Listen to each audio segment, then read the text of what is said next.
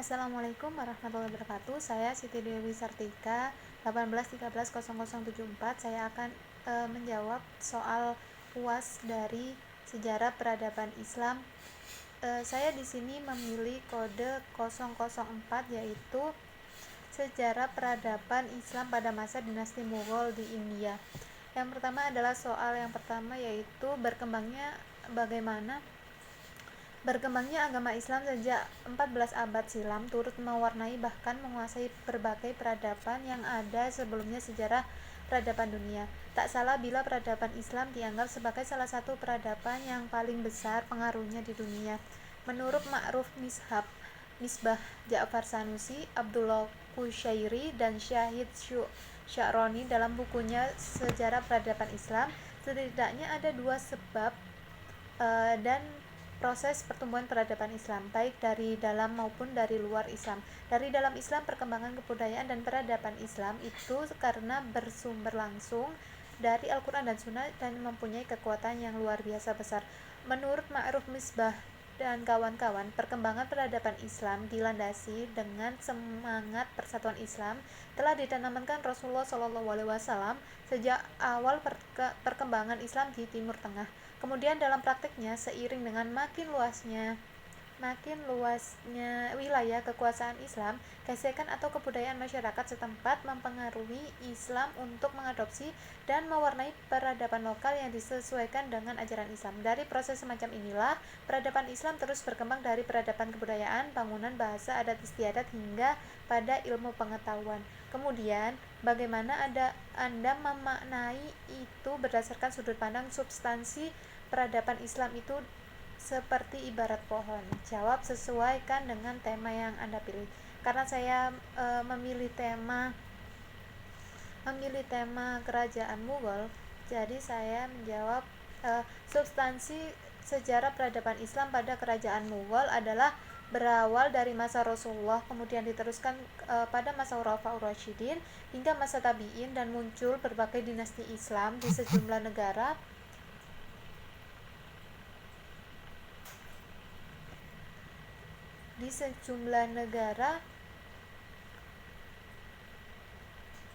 seperti dinasti Abbasiyah, Umayyah, Fatimiyah, Ottoman, Mamluk, dan sebagainya. Kemudian pada saat dinasti Bani Umayyah, peradaban Islam mulai tumbuh dan menyebar di anak benua India pada masa Khalifah Al-Walid dari dinasti Bani Umayyah. Melalui ekspedisi yang dipimpin Panglima Muhammad bin Qasim, saat itu Imperium Islam berhasil menaklukkan seluruh kekuasaan Hindu dan mengislamkan sebagian masyarakat India pada tahun 1020 Masehi. Setelah dinasti Ghaznawi hancur, muncullah beberapa dinasti kecil yang menguasai negeri India, sebut saja dengan dinasti Mamluk, Khalji, Tughlaq, dan dinasti Lodi yang didirikan Bahlul Khan Lodi. Hadirnya kerajaan Mughal ini berawal atau membentuk sebuah peradaban baru di daerah yang saat itu mengalami kemunduran dan keterbelakangan. Kerajaan Mughal yang bercorak Islam mampu membangkitkan semangat umat Islam di India. Jika pada dinasti-dinasti sebelumnya Islam belum menemukan kejayaannya, kerajaan ini justru berkembang dan bersinar dan berjaya. Kemudian keberadaan kerajaan ini dalam periode sejarah Islam sendiri dikenal sebagai masa kejayaan kedua setelah kerajaan dinasti Abbasiyah. Kemudian berdirilah kerajaan Mughal yang dipimpin oleh yang pertama adalah Raja Babur, kemudian dilanjutkan dengan keturunan-keturunannya hingga Raja Bahadur Shah. Kemudian terjadi kemunduran atau kemerosotan pada kerajaan ini yang disebabkan oleh perebutan kekuasaan dan juga perang saudara.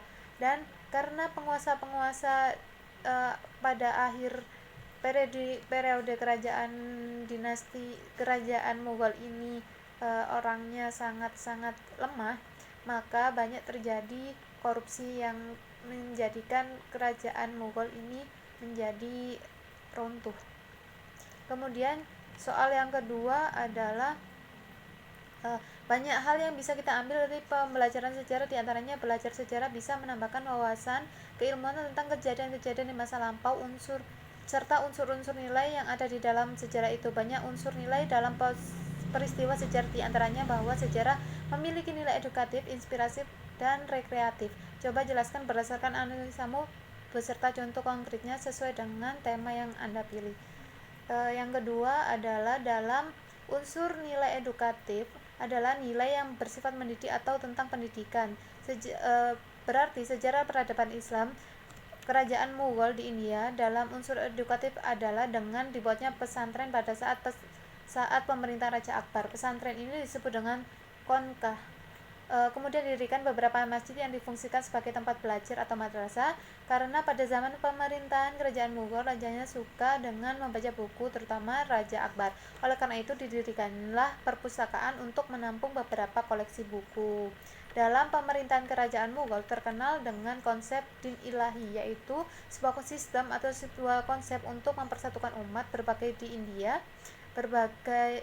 di India. Akan tetapi dalam pelaksanaannya Raja Akbar menghadapi banyak tantangan seperti menuduh bahwa sistem atau konsep ini bukan termasuk ajaran Islam dan juga lebih mengutamakan keislamannya saja. Yang kedua adalah unsur inspiratif. Unsur inspiratif sendiri adalah sebuah unsur yang memberikan dorongan untuk melakukan sesuatu. Dalam sejarah peradaban Islam pada kerajaan Mughal, unsur inspiratif terletak pada sifat raja yang tangguh, pemerintahan yang kokoh, semangat prajurit yang patriotisme yang tinggi, dan juga pemimpinnya yang lebih mengutamakan atau lebih mencintai ilmu pengetahuan dalam pemerintahan. Dalam pemerintahan Raja Aurangzeb, rakyat merasa tentram dan sejahtera dikarenakan Raja Aurangzeb itu benar-benar mengutamakan kepentingan rakyat.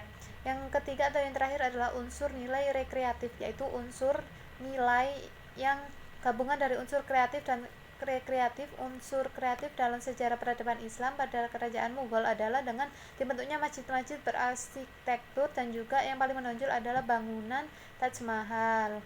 Kemudian yang ketiga adalah pelajaran apa yang bisa diambil dari peristiwa-peristiwa sejarah peradaban Islam berdasarkan perkembangan mulai dari zaman Rasulullah hingga perkembangannya pada saat ini, dan bisa dijadikan pelajaran dalam hidup kita.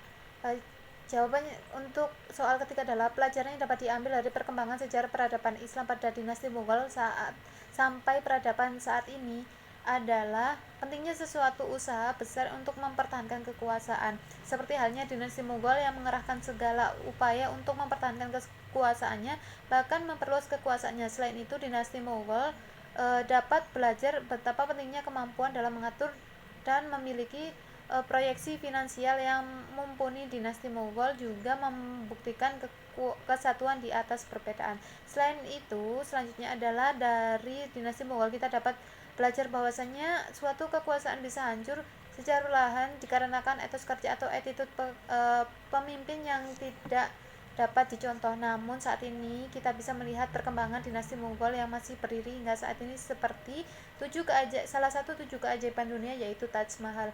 Kemudian yang terakhir adalah soalnya dari beberapa tokoh pemikir Islam dunia yang memberikan kontribusi besar pada sejarah perkembangan peradaban Islam. Siapa yang paling kalian kagumi dan bisa dijadikan tauladan berdasarkan pemikiran dan terobosan yang mereka lakukan, sehingga kita bisa jadikan itu inspirasi dalam memajukan Islam hingga saat ini. Berhubung ini menjelaskan tentang kerajaan Mughal, maka tokoh yang paling saya kagumi adalah Raja Jalaluddin Akbar, yaitu raja yang terkenal dengan Kaisar Agung India yang penuh dengan toleransi. Dia mampu membuat sistem pemerintahan yang memiliki sistem sulahul atau sistem politik atau pemerintahan yang mengutamakan atas toleransi, karena pada saat itu toleransi penting dibutuhkan karena di India itu terdapat beberapa keyakinan seperti Hindu dan Islam. Selain itu, Raja Akbar juga terkenal sebagai pemimpin yang adil dan bijaksana terhadap semua keputusannya. Raja Akbar juga menjadi pemimpin yang mengutamakan membentuk pemerintahan yang stabil dengan memfokuskan kesejahteraan rakyat untuk terjamin. Dia adalah sosok yang menghapuskan diskriminasi di India waktu itu dan mampu menyatukan umat beragama di India. Oleh karena itu, sifat-sifat yang dimiliki Raja Akbar membuat saya kagum dan saya jadikan inspirasi, dan semoga para pemimpin yang ada di dunia ini dapat mencontoh sifat-sifat yang baik yang dimiliki oleh Raja Akbar. Terima kasih.